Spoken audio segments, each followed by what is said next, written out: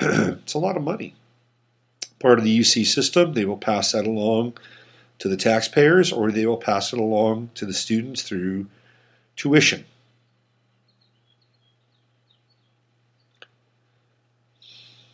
Typical. Two complaints. And I would bet that both those people weren't, I bet they weren't deaf.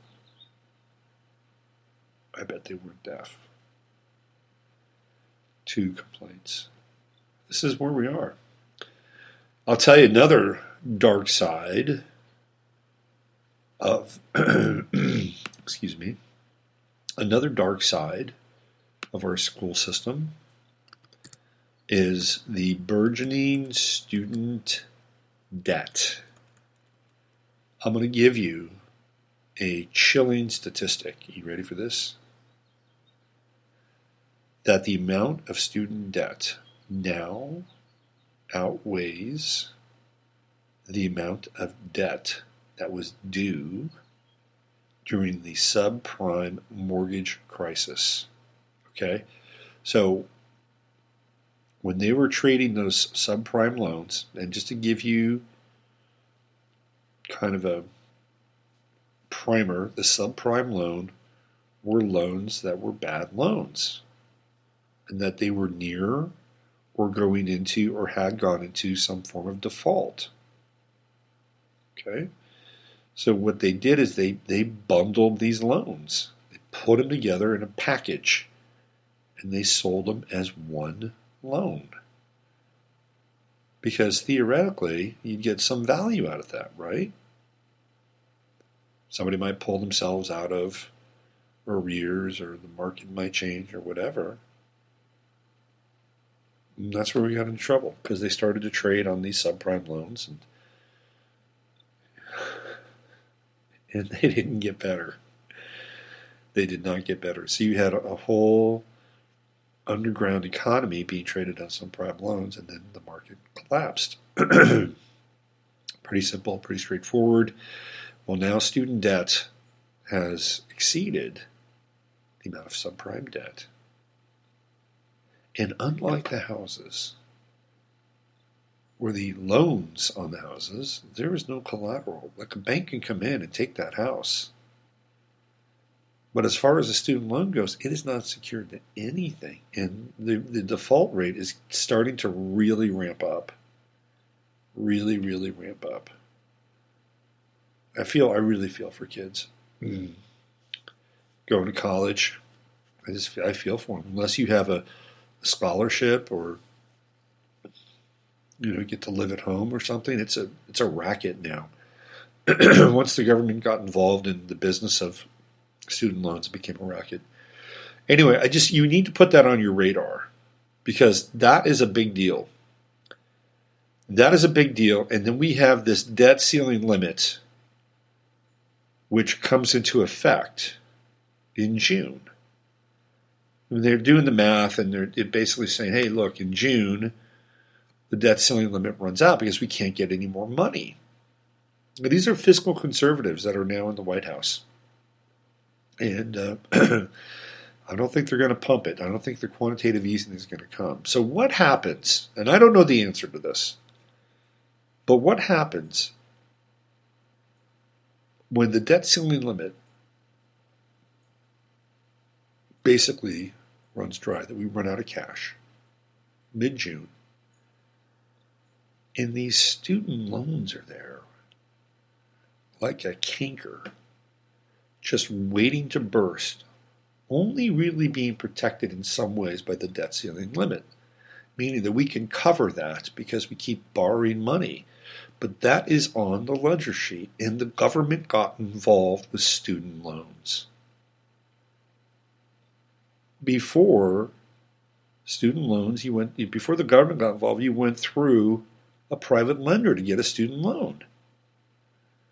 And I never took out a student loan.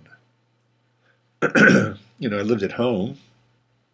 I went to a commuter school, so I didn't go to Harvard or Princeton or some grand university, in which case I probably would have had to take out a student loan, but I didn't. I went to a state college, and it was a really good one, and I stayed at home, and I worked, and I paid for my education. When I got out of college, I didn't have any debt. So this is coming.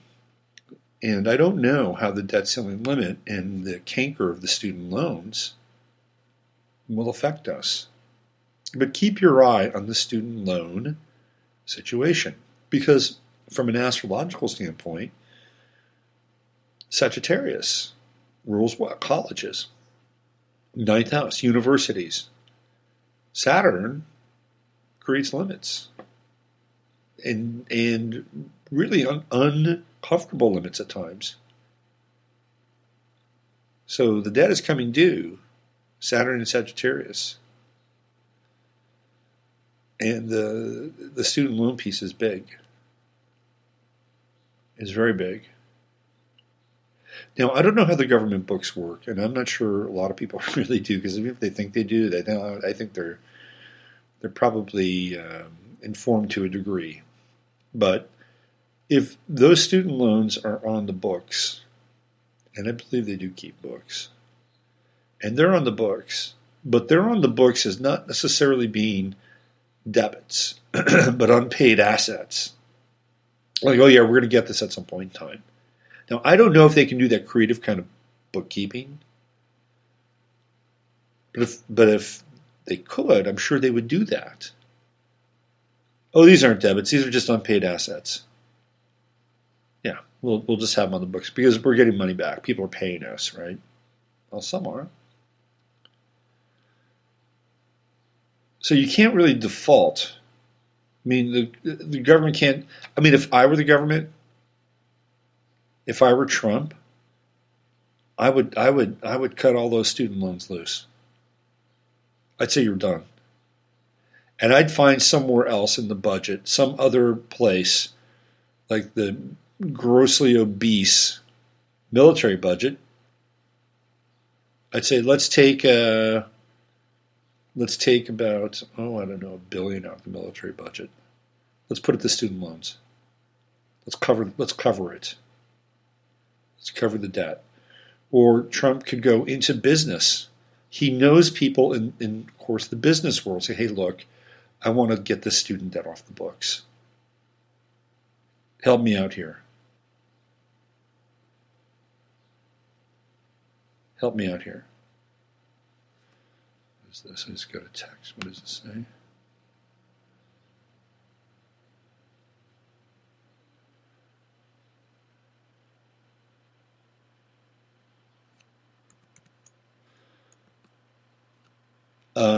So if I were Trump, I'd go to the business people,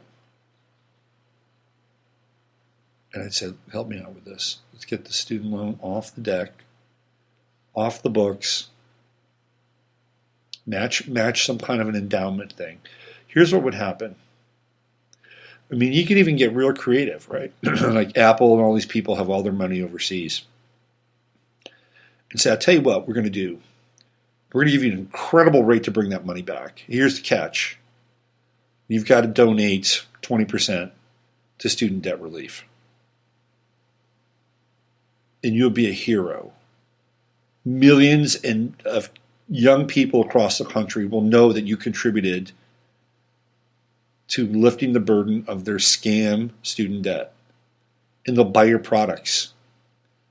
And if Trump wanted to get popular, then he could do this. And how many millennials would all of a sudden start singing a different tune to Trump? I mean, how much anger could you muster if this guy said, you're done, I'm taking away that $40,000 loan you still have on the books. It's over with, it's done. If you were still indignant and pissy at that point, then go find another country. Sorry. But I think that's what he should do. He's got to move on the student debt stuff. He's got to get creative. And find a way to tap into this money that's, offshore give them a huge rate, say 20% comes into the student loan fund. IBM, Oracle, Apple, Google, they've all got it. They've all got it. And everybody comes out smelling like a winner. They all smell like a winner. Trump smells like a winner. The big companies smell like a winner. And guess what? The student debt abyss is filled with hope and faith. We could swim in that for a while. That'd be feel good, wouldn't it? That'd be a real feel good. Anyway, I think that's about it. We've covered a lot of ground today, haven't we? We've just gone all over the place. Well, I hope you've enjoyed it, and I hope if you enjoy this broadcast, this podcast, and by the way, next week I think we're going to get on somebody on the show to talk about 5G technology. And if you haven't figured out what's going on with the next level of cell phones and 5G technology, you're going to want to listen to next week's program. It's going to be a big program. It's going to open up your head around cell phone towers and control grids. So we're going to have that next Friday. But if you like this show, if you like what I do, tell your friends. I've got to get into a little self-promotion. Now, the other thing, too, is that, of course, you can listen to this on Spreaker.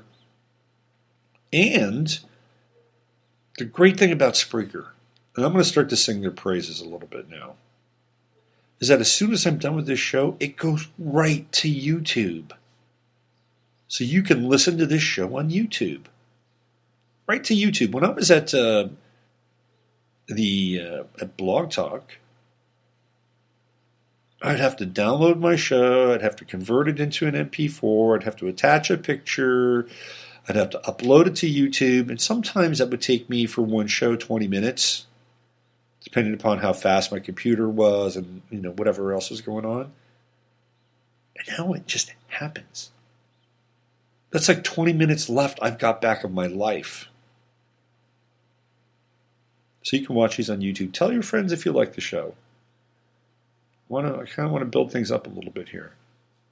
And if you go to YouTube, and if you want to subscribe to these on YouTube, you can go to YouTube because I've got the live stream over there and stuff like that. If you want to subscribe to that,